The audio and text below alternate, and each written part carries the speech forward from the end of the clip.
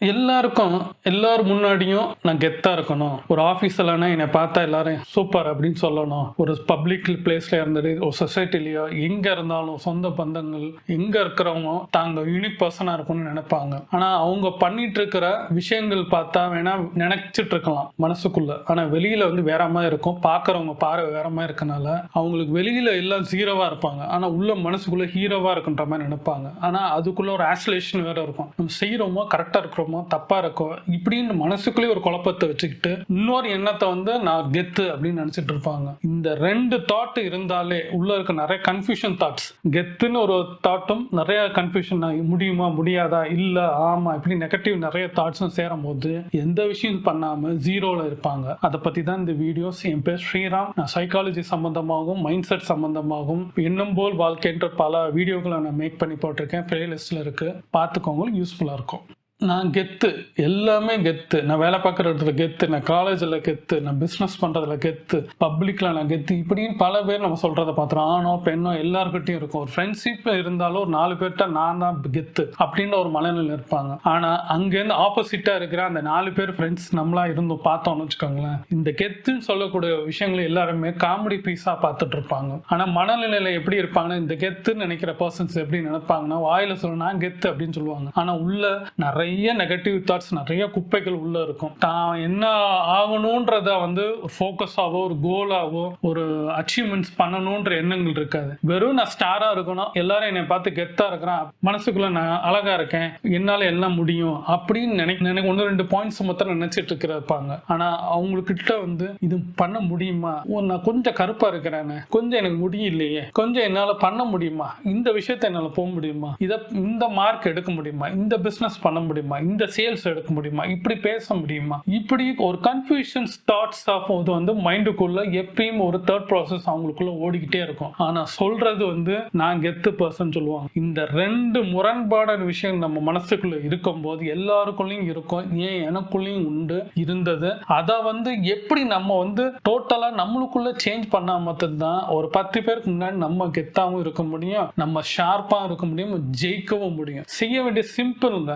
உங்களுக்குள்ள இருக்கிற நெகட்டிவ் தாட்ஸை உங்க மனசுல இருந்தும் சரி உங்க எண்ணங்கள்ல இருந்து சரி எல்லாத்துலயும் யோசிக்கும் போது அது வரவே கூடாது. எப்பயுமே பாத்தீங்கன்னா ஒரு விஷயத்த பண்ணும் போது டக்குன்னு பயந்து நின்று செய்யறதுக்கு யோசிக்கிறது வேற. ஆனா எதை எடுத்தாலுமே வீட்டு விட்டு கிளம்புனாலும் சரி, போவோமா, வண்டி எடுப்போமா, கடைக்கு போவோமா, இது கிடைக்குமா, பால் இருக்குமா, காய்கறி இருக்குமா, இல்ல அங்க ஃப்ரெண்ட்ஸ் இருப்பாங்களா, டிக்கெட் கிடைக்குமா, பஸ்ல போவோமா, ட்ரெயின்ல போவோமா, இப்படி ஒரு எதை எடுத்தாலும் சிங்கிள் பாயிண்டா கூட வந்து மனசுல வந்து அந்த நெகட்டிவ் தாட்ஸ் இருக்கும் போது அங்க போனோன்னு எதுவுமே நடக்காது. வந்து நான் சொன்னேன்ல, நீங்க கேட்கலன்னு சொல்ல நம்ம கூட போனவங்க கிட்ட நம்ம சொல்ற மாதிரி எண்ணங்கள் பல பேருக்கு நடக்கும். ஏன்னா ஒரு தெளிவான மனசு இல்லாத போது பாத்தீங்கன்னா உங்க மனசு தான் உங்களை சில இதுக்கு வந்து எண்ணம் போல் வாழ்க்கைன்றது. இதுதான் நான் பல இடத்துல சொல்றேன், வீடியோலன்னு சொல்றதுதான். உங்க எண்ணங்கள் சரி என்னவோ இருக்கோ அதுதான் உங்க வாழ்க்கையில கொண்டு போகும். டெய்லி வாழ்க்கையில இருந்தாலும் சரி, ஒரு லாங் டேர்ம்ல நீங்க ஓடுற லைஃபா இருந்தாலும் சரி. அப்துல் கலாம் சொல்றது என்னன்னா,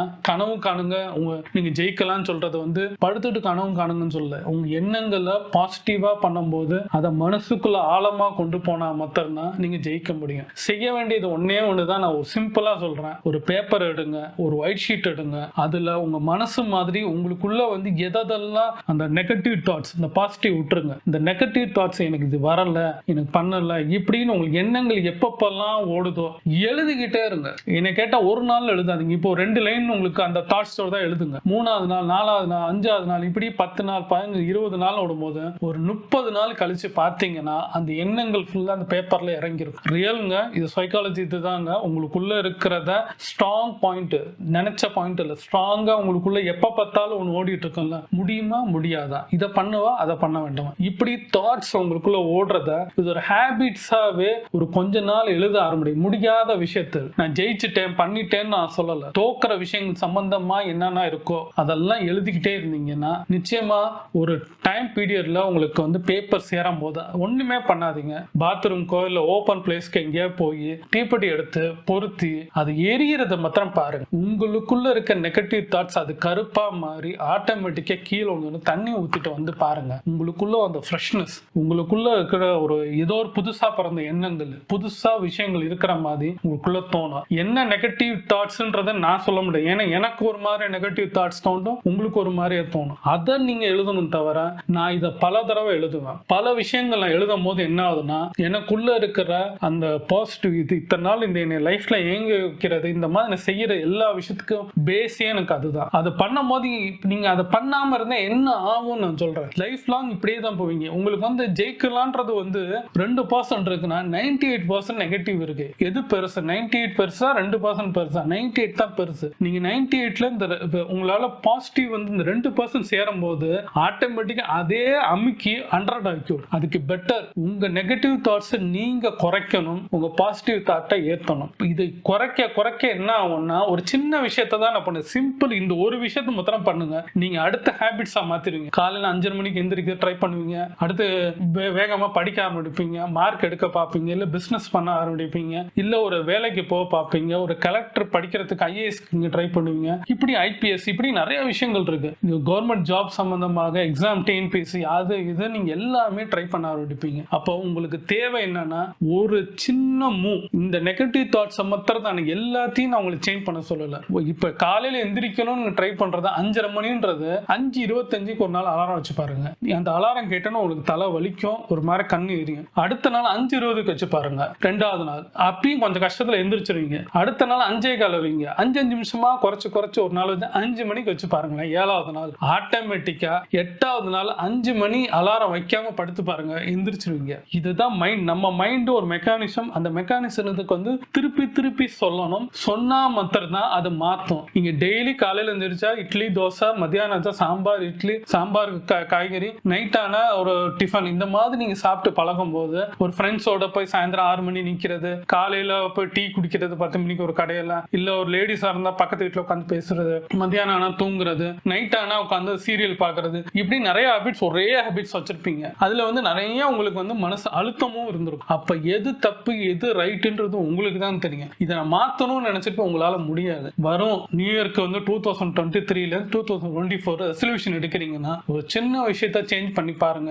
எழுதுங்க. உங்க தாட்ஸ், நெகட்டிவ் தாட்ஸ் பேப்பர்ல போட்டோம், உங்க பாசிட்டிவ் வந்து வளரும். ஒரு நல்ல விஷயம் வந்து வளரத்துக்கு டைம் எடுக்கும். ஆனா கெட்ட விஷயம் வளரத்துக்கு fraction of second உங்களுக்குள்ள பூந்துரும். அது விஷம். தண்ணியில ஒரு துளி போட்டாலும் விஷம் தான். அந்த விஷத்தை எடுத்து போட்டோம். அதே மாதிரி தான் நெகட்டிவ் தாட்ஸ்ன்றது உங்க மனசுக்குள்ள இருக்கிறது.